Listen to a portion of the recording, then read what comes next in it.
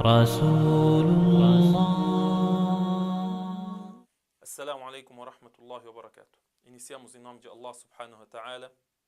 Só a Ele adoramos. Testemunhamos que não existe real divindade além de Allah subhanahu wa ta'ala. Não existe divindade que merece adoração além de Deus Altíssimo seja.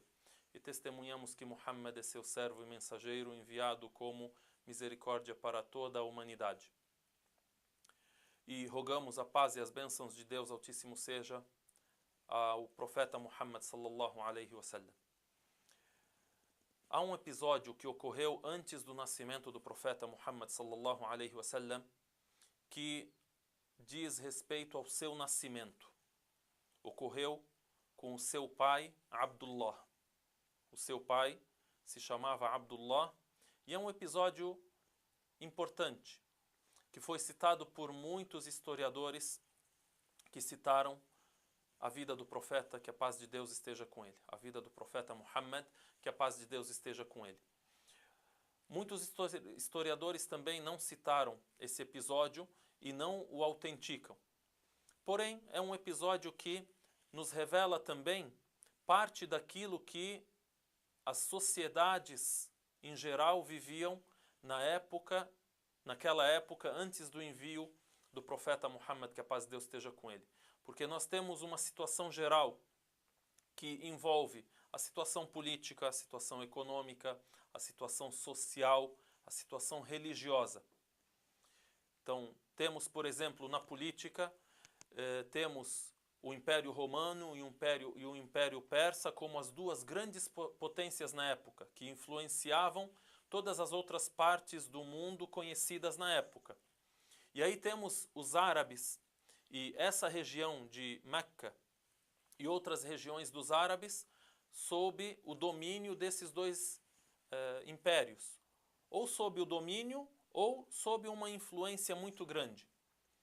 Então, os árabes estavam à margem da história. Se a gente for falar, por exemplo, da religião, a situação religiosa, temos o cristianismo entre os romanos e temos parte dos cristãos ainda no monoteísmo, ou seja, adorando somente a Deus e muitos deles esperando o envio de um novo profeta, do próximo profeta que eles veem e leem escrito em suas escrituras, como citamos anteriormente. E temos também, por exemplo, entre os persas, a adoração aos ídolos, a adoração ao fogo.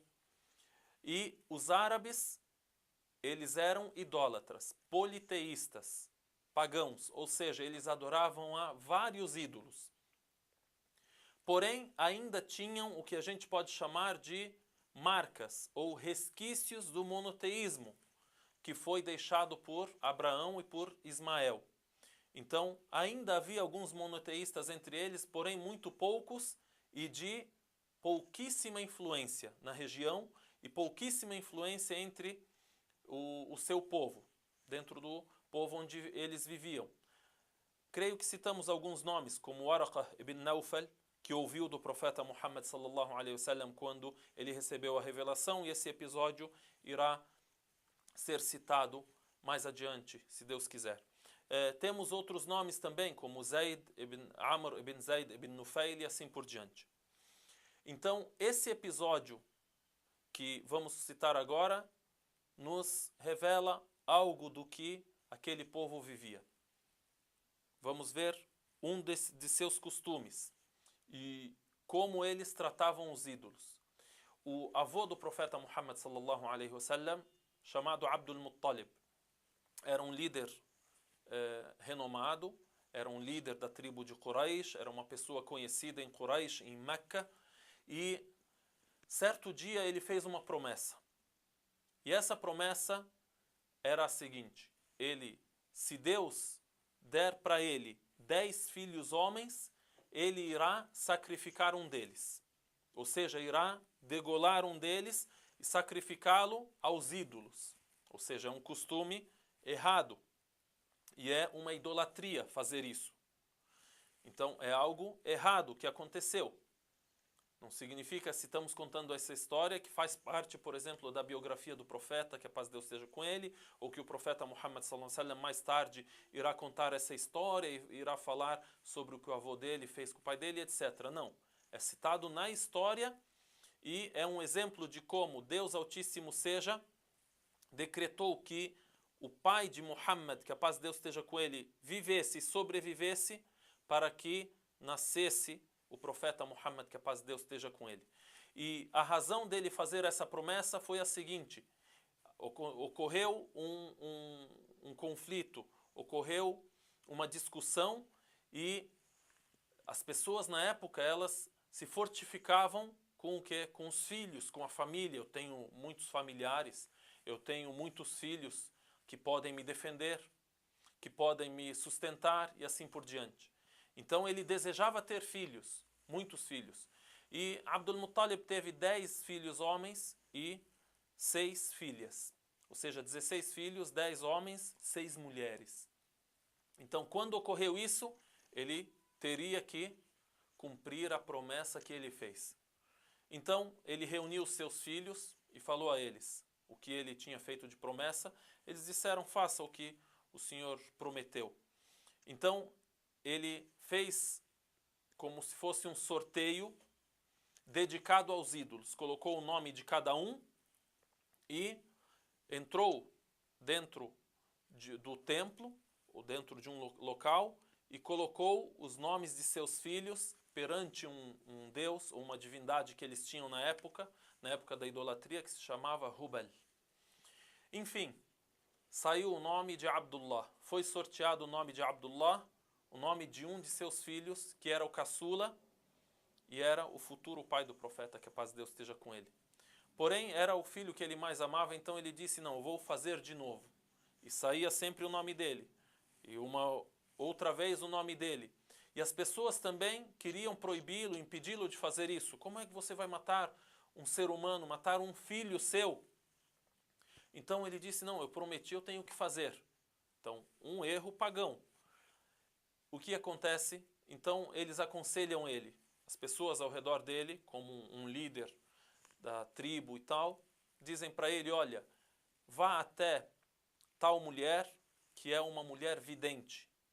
E ela é famosa por ter um gênio que a acompanha, ou seja, um demônio que a acompanha e que revela a ela, inspira ela.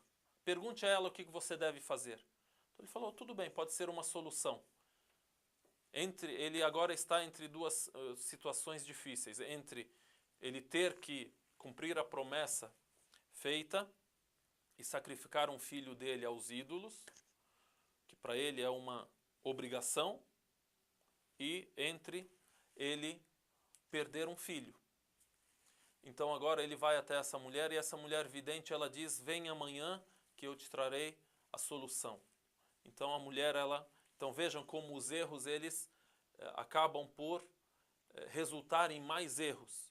Por isso a pessoa ela deve procurar sempre aquilo que é simplesmente de acordo com a crença verdadeira e ter a convicção nessa crença verdadeira em Deus como única divindade e se apoiar apenas naquilo que é verdade, conforme essa crença revelada por Deus, tanto na crença como na prática.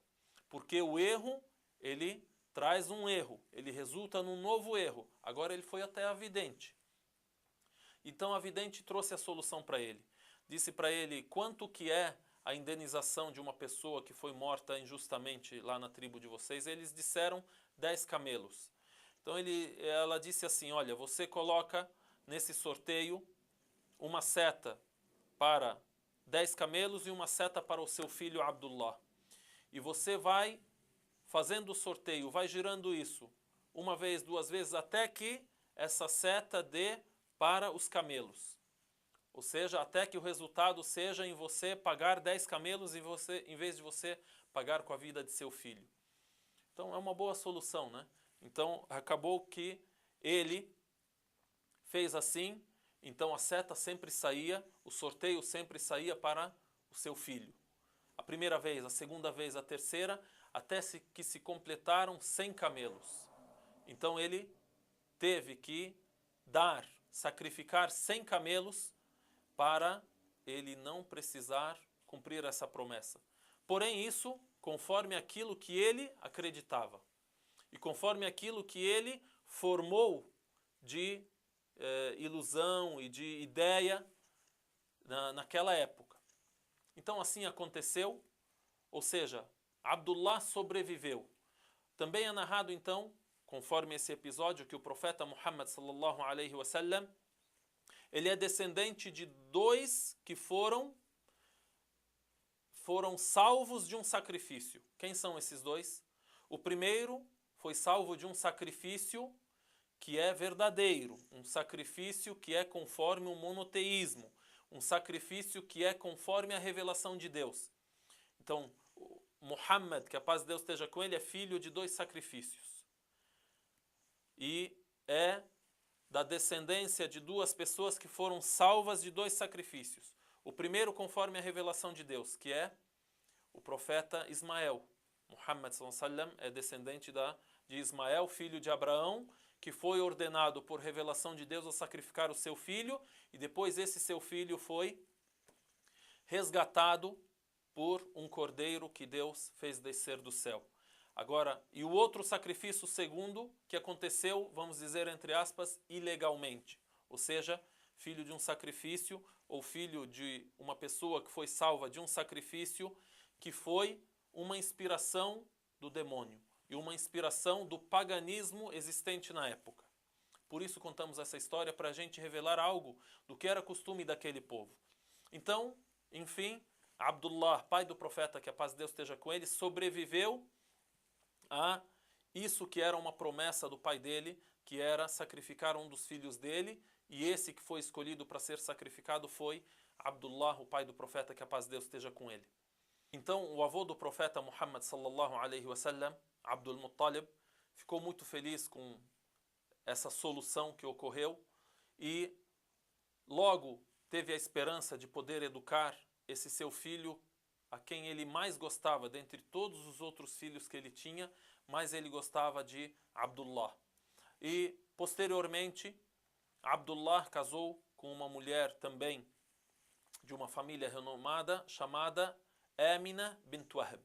Então aqui a gente já conhece os nomes do pai do profeta, que a paz de Deus esteja com ele, Abdullah, e o nome da mãe do profeta, que a paz de Deus esteja com ele, Amina bint Wahb. E logo quando Amina fica grávida do profeta, que a paz de Deus esteja com ele, logo nos primeiros meses de gravidez, o seu pai Abdullah acaba por falecer. Então não sobrevive muito e ele falece, e o profeta Muhammad sallallahu alaihi wasallam logo nasce órfão de pai. Nasce órfão de pai. Então aqui nós falamos sobre um episódio que é citado da vida do pai dele e da vida do avô dele. E conhecemos que o nome do profeta Muhammad sallallahu alaihi wasallam é Muhammad ibn Abdullah ibn Abdul Muttalib, ou seja, Muhammad, filho de Abdullah, filho de Abdul Muttalib, e sua mãe é Amina bint Wahb. Então depois nós continuamos, inshallah ta'ala, e falamos sobre um evento, um episódio que ocorreu no ano em que o profeta Muhammad sallallahu alaihi wasallam nasceu, para sabermos quando ele nasceu, qual é essa data e o que ocorreu no seu nascimento. Assalamu alaikum wa rahmatullahi wa barakatuh.